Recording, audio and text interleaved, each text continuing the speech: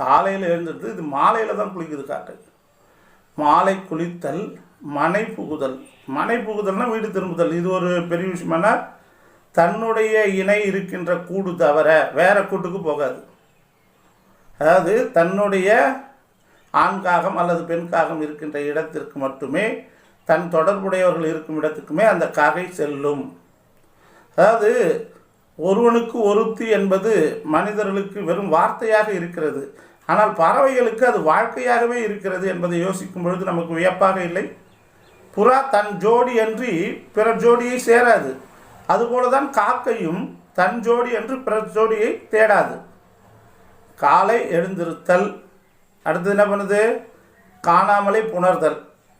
அடுத்தது மாலை குளித்தல், கண்டிப்பாக மாலையில் குளிக்குது. மனை புகுதல், தன்னுடைய வீட்டிற்கு மட்டுமே, தன்னுடைய மனைவியோ கணவனோ வாழும் இடத்திற்கு மட்டுமே அந்த காக்கை வரும். அடுத்தது என்ன?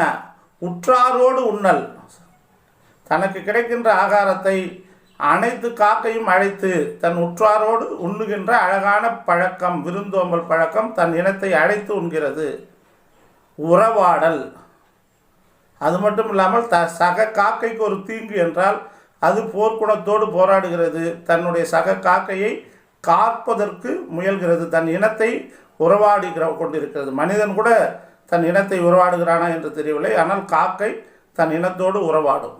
அதனால் கற்றாயோ காக்கை குணம் என்று சொன்னார் ஒரு பழந்தமிழ் இலக்கிய அறிஞர். சரி, வேற என்னங்க காக்கை சம்பந்தமான செய்திகள்? காக்கை சனியினுடைய வாகனம் என்பது அனைவருக்கும் தெரியும்.